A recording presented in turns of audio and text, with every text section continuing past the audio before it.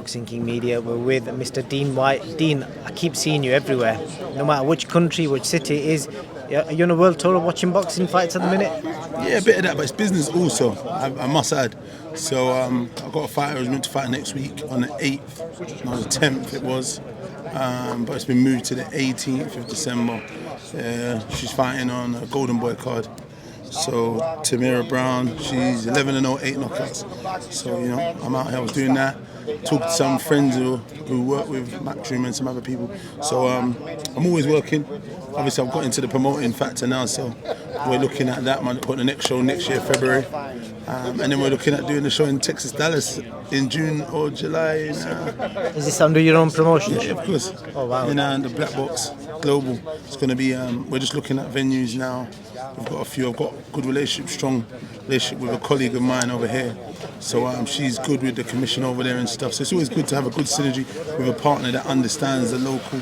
And obviously she's got a lot of talent which she's bringing towards me. So we're going to join up and kind of, you know, push the Black Box Global brand and do stuff. Next year's going to be a good year. Probably do something in Ghana as well. So as much as I love the sport, I do. It's a working relationship.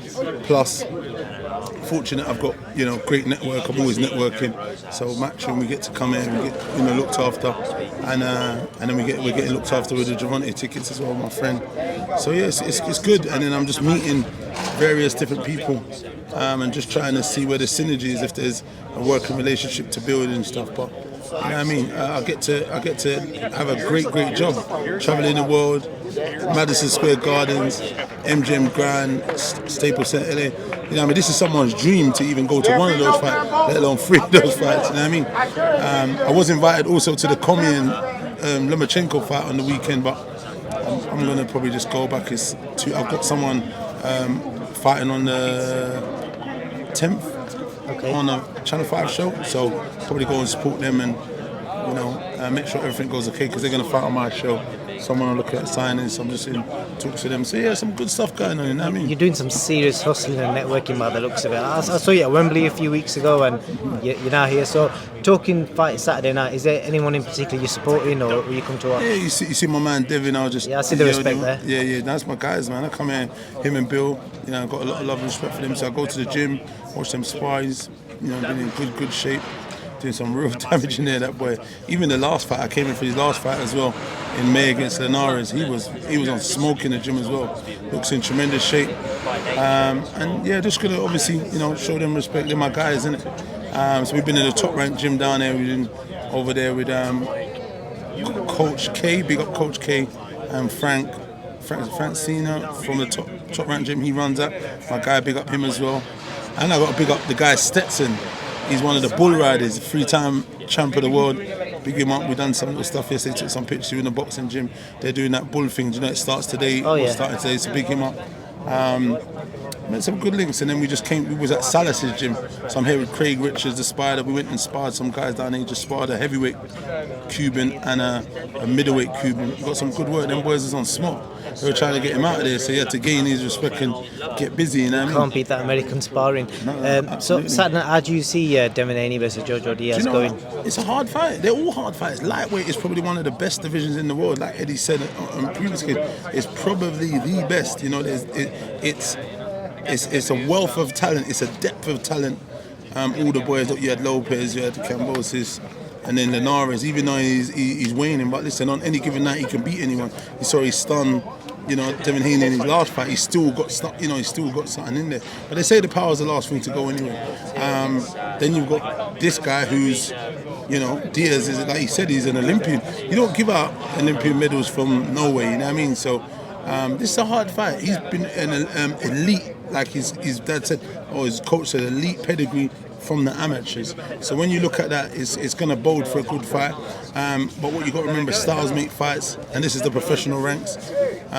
You got Komi, you got, you know, Lomo. There's so many good. We could go on forever, and you know, it's on any given day someone can beat anyone. If I put you on the spot, who's the best in your opinion currently? Look, I know Cambosa's got all the belts, exactly. But obviously everyone's not fought everyone. We've got to look at it the right way. We've got to give the champ his credit. He went and beat the man to be the man. So we've got to just look at it like that. Devin Haney is a young guy with a lot of talent. With, you know, the world at his feet, He's doing his own promotions. He's shining. He's flying. He's got the backing of the biggest promoter in the world. So he has the potential to be the absolute best. Until you beat the man, it's just what it is. He is a champion. Saturday night, he's got a lot of work to do. Now, if he overcomes that hurdle, which God willing he will, then he moves on and he puts himself in the frame to become, that guy to want to face Kambosos and try and get those titles from him. Does he have the capability? And he does. He's got that star quality already. You never see him up, he's shining. That's what I'm talking about. The tracksuit's blinging, the glass is blinging. He looks focused. You understand? And he gave him enough respect to say, look, I know you're good, you're going to come and bring it, but I believe on my night I'm going to be the better man, I'm going to do my thing. So it's a good look, man. Let's see how it all unfolds, but I'm going to be rooting for him. But like they said, in boxing, anything can happen. Upsets are all only a minute round the corner if you overlook your opponent, if you undertrain. If you do certain stuff that throws you off the ball, but he looks focused, he looks tuned in, he looks ready. So I think we've got a good fight. And then we've got the other kids down the road as well, which we forgot. You got Javonte Davis there. It's not down the road, man. It's 4.5 hours it took me last night. I know. Oh, you drove down? Yeah, I drove down, yeah. Okay, yeah. Long drive. Yeah, we were thinking about driving, but we've got a link with a private jet. We might do a mad team. All right. We'll ever see. You're welcome to come with me. I'm leaving Sunday morning, so you're welcome to come okay, up. Yeah, I'm going to X5, so you're welcome to Okay, so me, we'll have to see what happens with the thingy. But Ben, where you going on with, son? Good, yeah? Bumping into Ben. That links me into kind of my next question. Standard, obviously, I know you're not allowed to talk about the legal situation involving Dillian and this whole WBC saga that is still ongoing. There's strong rumours coming now that Frank Mon's team are looking to offer AJ a sidestep deal. Yeah, so that. So, and he's kind of mentioned that he's interested in taking that sidestep deal. Money comes and if somebody offers you £1 million, it's in £1 million for nothing, isn't it? So if that happens, where does that leave Dillian White? Yeah, it leaves him in a precarious situation. It's not a good situation, but it's a situation that he's able to do.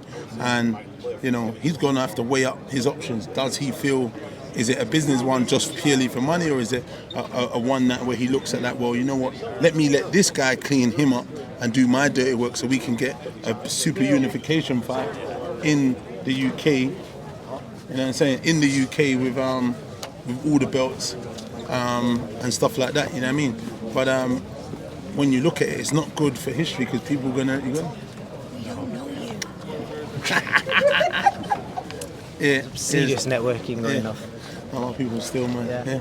But so obviously it's like, I get it, free money. There's that's on the table. But then at the same time, it's like, you're going to be remembered for the man that stepped aside, maybe because either you feared the man or you believed that you couldn't beat him. So we got to be mindful what happens to your legacy. What would you do in AJ's situation? Somebody's offering you $1 million. I'm just putting a figure out there. It could be less, could be more. It's a tricky one because I understand where he goes if he does that. You know what I mean? Because like you said, he gets free money.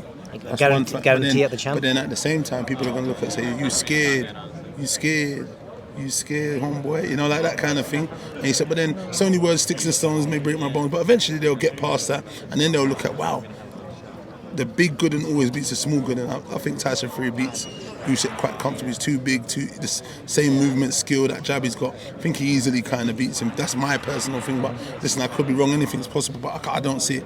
And then obviously it opens up the door for that big unification fight with him for all the belts with AJ, which is a mega fight. But again, that leaves Dillian White waiting even longer. Of course it does, but this is what these guys are doing. It's business. From the outside looking, obviously, without knowing the full facts, it appears that Dillian is possibly waiting for some sort of resolution.